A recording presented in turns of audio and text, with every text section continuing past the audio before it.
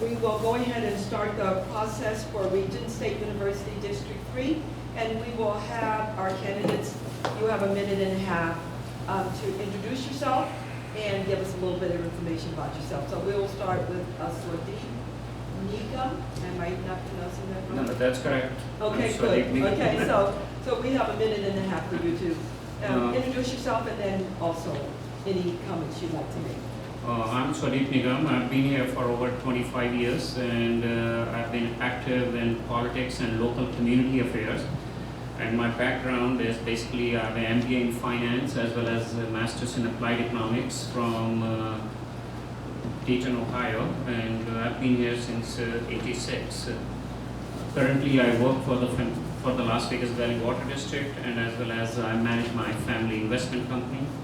I'm a commissioner for Nevada Equal Rights Commission. Governor Sandoval appointed me 2.5 years back to be exact. Currently, I'm assistant treasurer for the Clark County Republican Party. I've been precinct administrator as well as treasurer for the County Republican Party as well as for the state party. I'm a member of the World Affairs Council. I was a board member and treasurer for NAACP here locally in Las Vegas. I'm a member of Nevada Policy Research Institute, and I'm passionate about education because my whole family is in education business. My father was a visiting professor, and he has taught all over the world, and I've established a scholarship to honor him through NPRI, and every year one student from local Clark County School District gets that scholarship. And as I said, I'm passionate about education, and when I was in Ohio, Dayton, Wright State University, I was involved with the student government at that time. I was the elected representative in the graduate council as well as I was active in academic council. That's my background, and here I am. Thank you very much. You have about 7 seconds, and you were pretty close. Thank you very much. So we will now go with our next panelist, which is Kevin Page, please. And Mr. Page, you have a minute and a half as well. Thank you. First, I'd like to thank the panelists and our veterans for their service. Kevin Page, I'm currently serving as chair of the Nevada System of Higher Education Board of Regents. I've been in Nevada for 30 years. I have an undergraduate degree in finance with a concentration in investments from UNLV, as well as an MBA in finance from UNLV.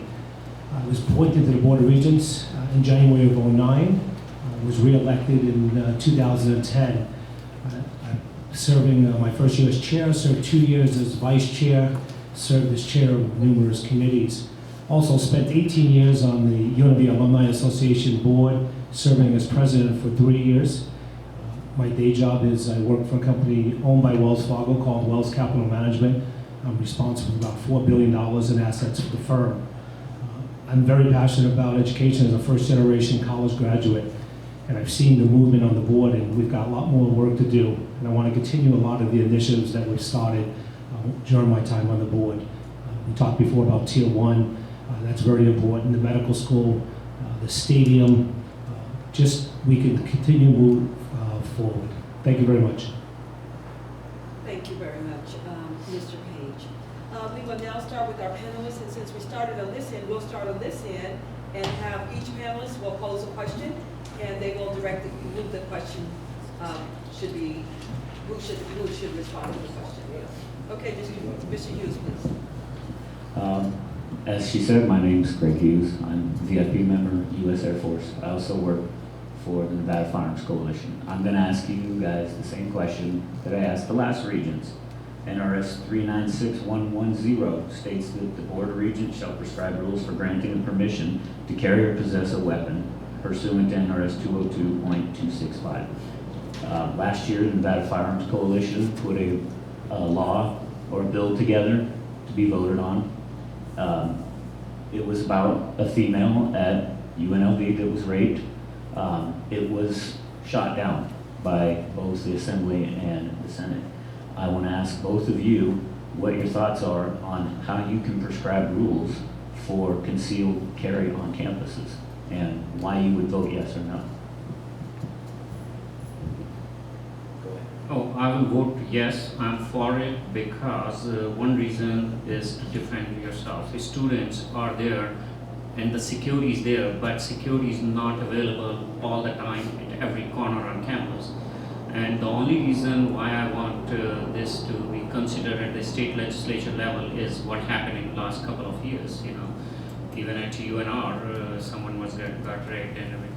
But more important is that the students should go through scrutiny, tough scrutiny. They should be properly trained to carry. It should be more than concealed weapon permit. You know, it should be training should be made basically looking into the environment there, because there are 15,000 students at any given time. These are young minds. Somebody can snap. So they should get proper training before they should be allowed to carry them.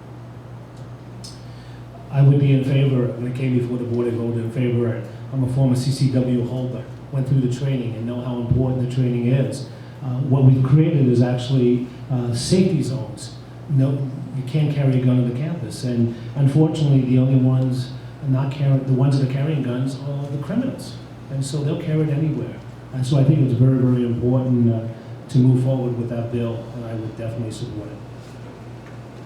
Thank you very much. Mr. Gordon.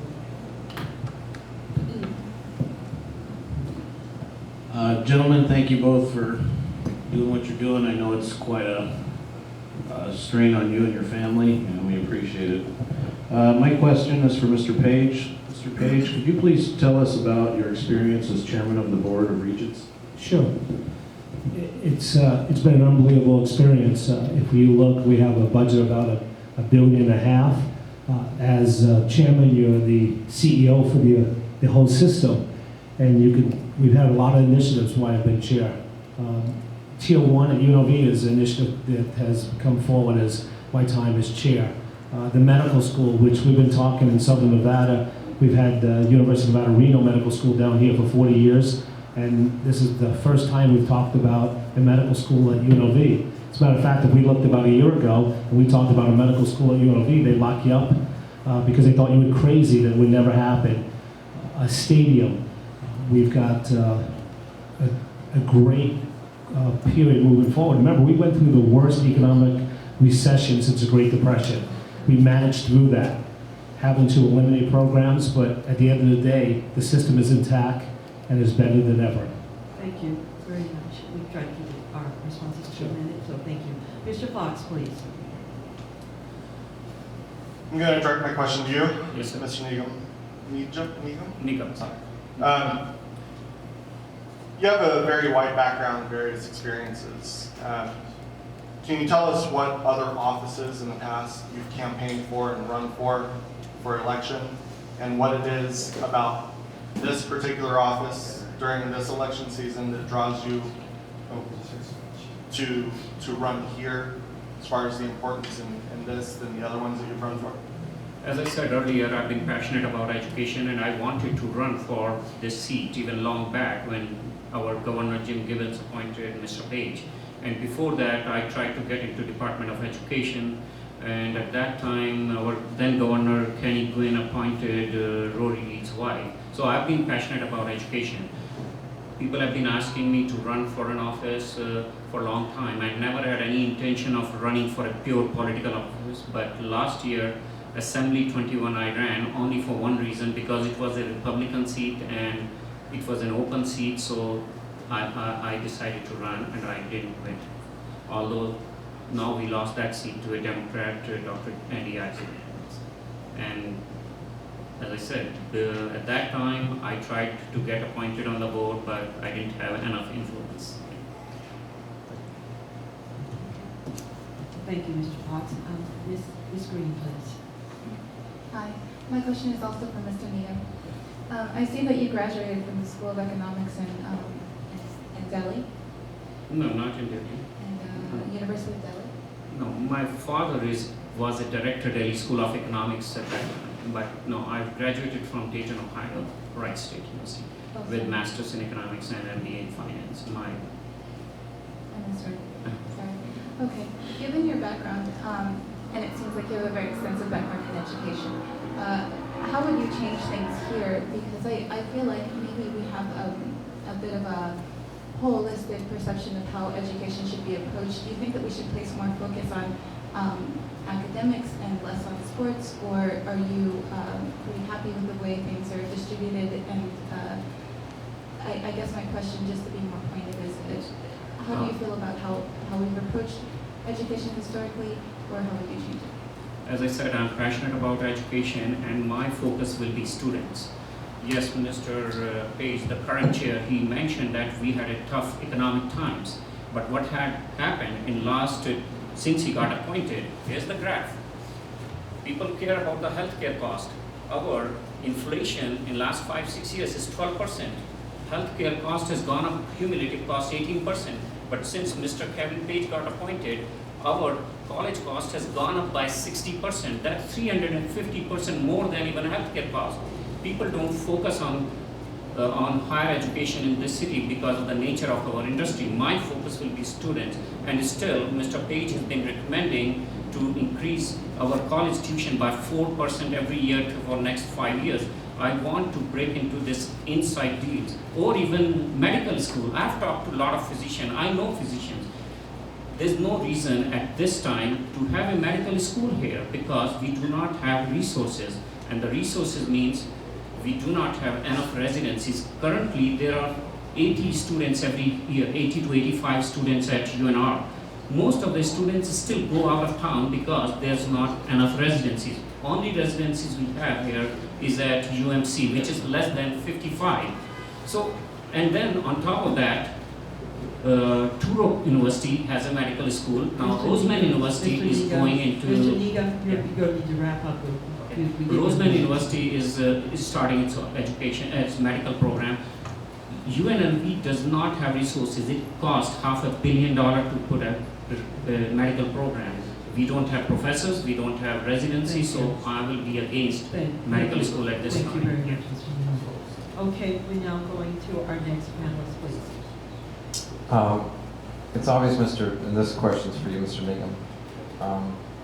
It's obvious you're passionate about, and you're very knowledgeable about budgets.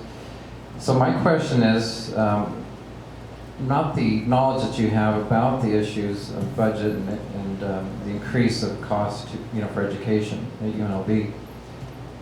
In the past, when you've known about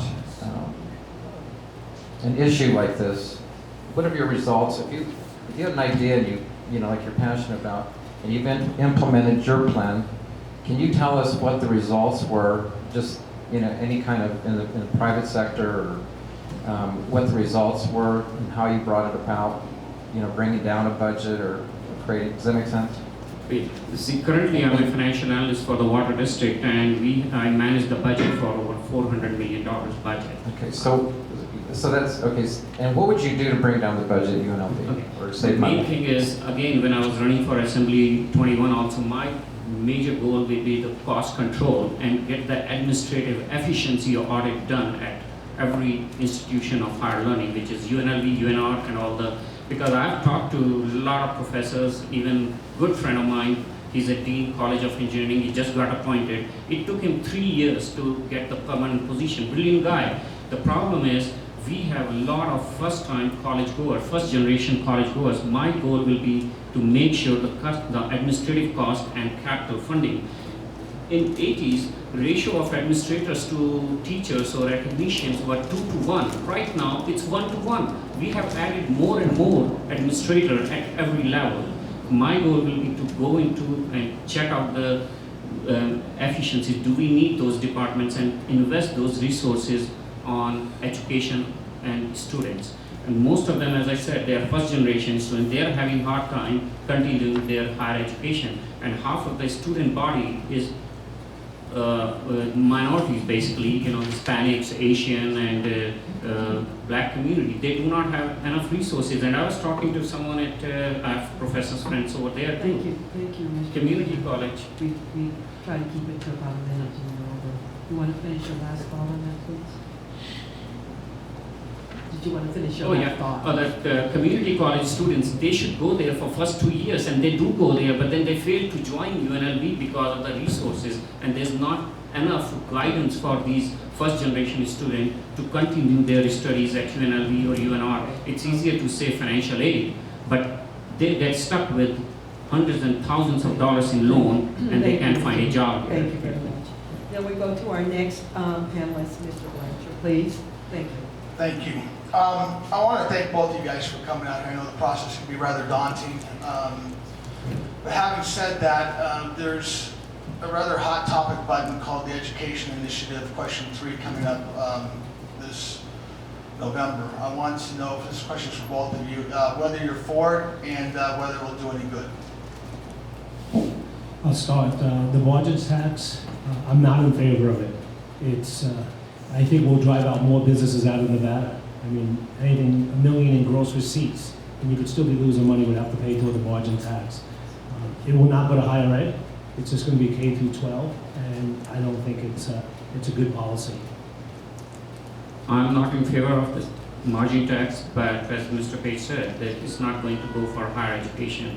And secondly, I'm tired of listening to all our elected officials. They are against it, but they're not giving me any other funding source. If you're against something, you should have an alternative source to fund the higher education. None of them, whether it's our Senate Minority Leader, Michael Robertson, or even Governor.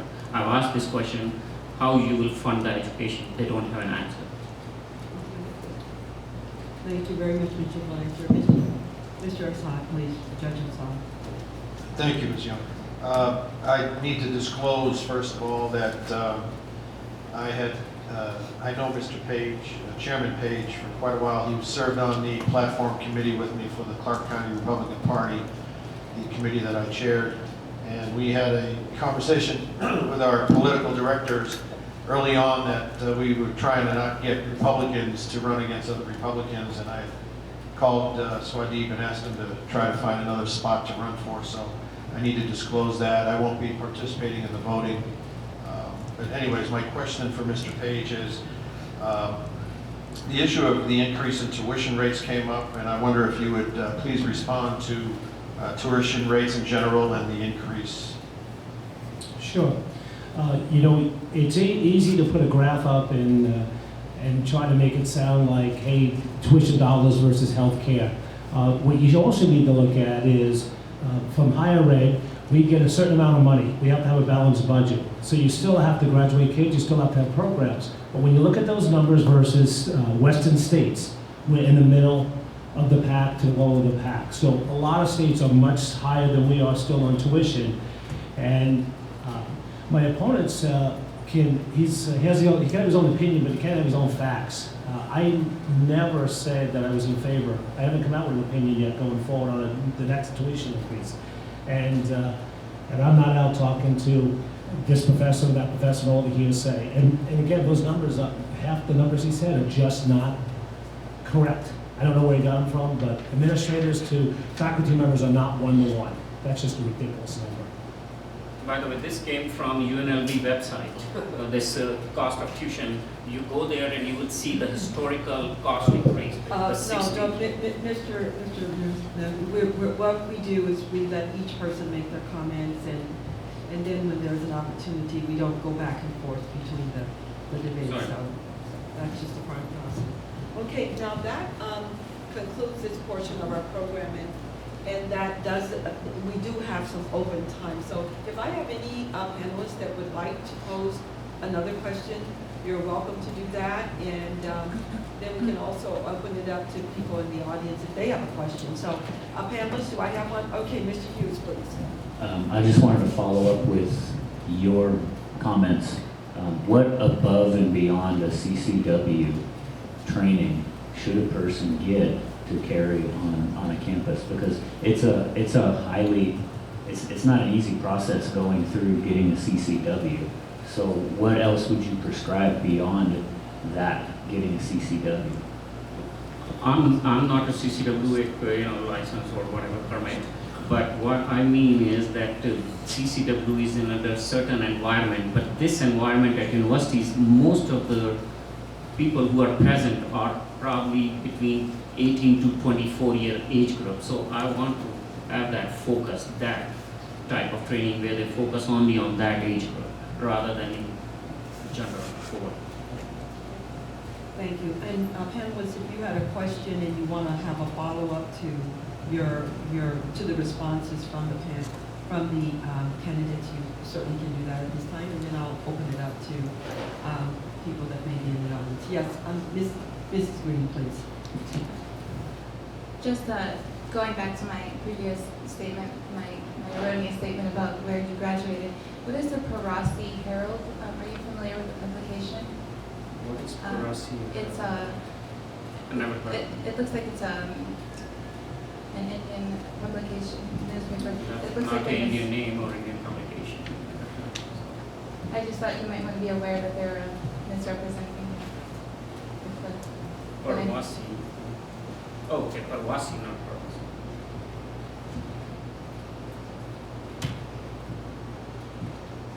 Oh, that's, I graduated, but that was undergrad from University of Delhi. Yeah, you were asking my MBA. Yeah. That was the accounting degree in ours, yes. Ms. Green, did you have a follow-up to that? Are you okay with that response? I just wanted a clarification. Okay, Yeah, my undergrad. okay. Yeah, my question was just based on your frame of reference, because based on American education and your frame of reference coming from another country, I wanted to know what you felt like we can improve on based on your frame of reference.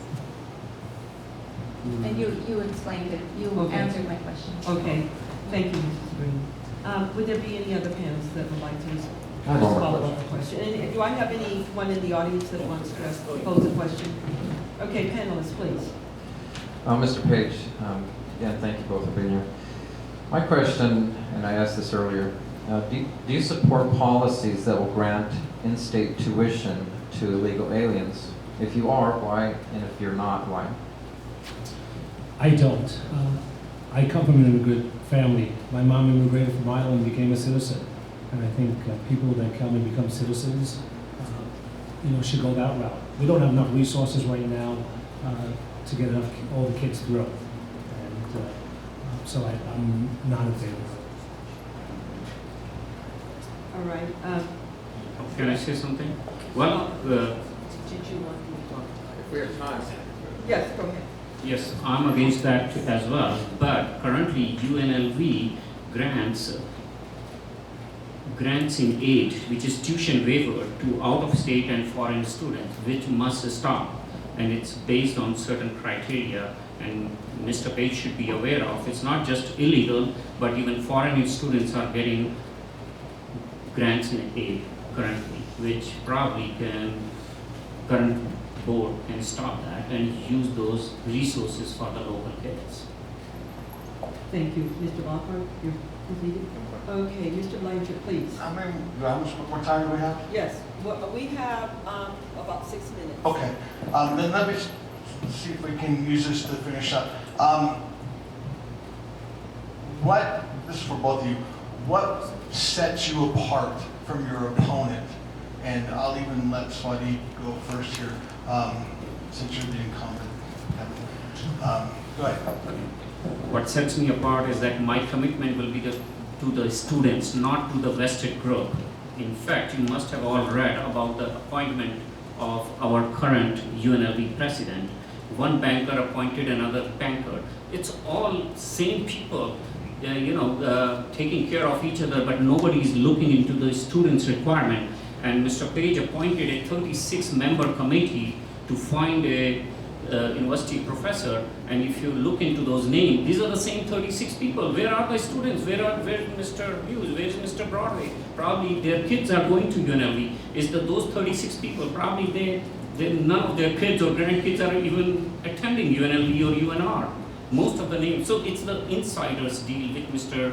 Page, who's been doing it for many, many years. And I take offense to this numbers. Those tuition increases, the college costs came from UNLV website. So Mr. Page is totally out of touch of what's going on at UNLV or UNR in terms of inflation. And the inflation number came from census data, or healthcare number came from Bureau of Labor Statistics, healthcare costs from Medicare and Medicaid website. Thank you. Thank you for your question. I'm the most qualified to serve this chair. I did not run for any other office. I've been involved as a first-generation college graduate since I graduated from college. I got involved with the Univerity Alumni Association, served on that board for 18 years, and as I said, I was president for 3 years. I'm not looking to run for any other office. I want to do this job. And again, I just got to respond to just a couple of comments he made on that, on Mr. Snyder. Go back and look at Mr. Snyder's history in this community. built the Smith Center, was chairman of First Interstate Bank, president of the Boyd Group. He's done an unbelievable job. That's no inside job. That's a temporary president to keep the institution moving forward. In regards to the committee, there's actually a code that stipulates who's appointed from where. And then so we have an excellent committee, and we'll see the results at the end of the day. But I'm passionate about it. I've got a great background. I work hard, and I'll continue to work hard if I'm reelected. Thank you very much, Mr. Page. And we have one of our audience members that would like to pose a question. I would like to find out if you think that higher education should be subsidized by the government. It depends. If we have the resources, because it's an in-state, that's why we do subsidize education here, yes. But only up to a certain level. If there are no resources, we should not be subsidizing that. Thank you, Mr. Page. I think we have to. I think it's part of the government to, you got to contribute somewhat toward, as a state, to the education system. Should they subsidize it all? No. So in this case, we don't want tuition increases. We shouldn't subsidize it. I'm not sure if there's a money machine in the back of where the money's supposed to come from. That's the reason why, because I'm wondering, because we have 68% of students that can't find qualified jobs that went to college. It's amazing that we're putting, they always go back to the 80-20 rule. 80% of people lay back, 20% are the motivated ones that want to do something. So I think we need to look at that. Thank you very much. Mr. Broadway, and this will finish our part of the program. I have about a minute and a half. My question is for Mr. Page on this chart. Assuming that it is correct, printed off of the website, what was the reason for all the costs? I'm a real estate broker, have been for 13 years. Economy, took a tank, Chrysler trucks were buy one, get one free. I know houses went down. I don't understand why such a spike in the cost of education. Please explain. And you'll have to keep your comments brief. You're just about out of time. As I said, it was the worst economic crisis since the Great Depression. Budgets were cut. We took a huge budget cut in higher ed. $175 million was cut. That's why costs went up.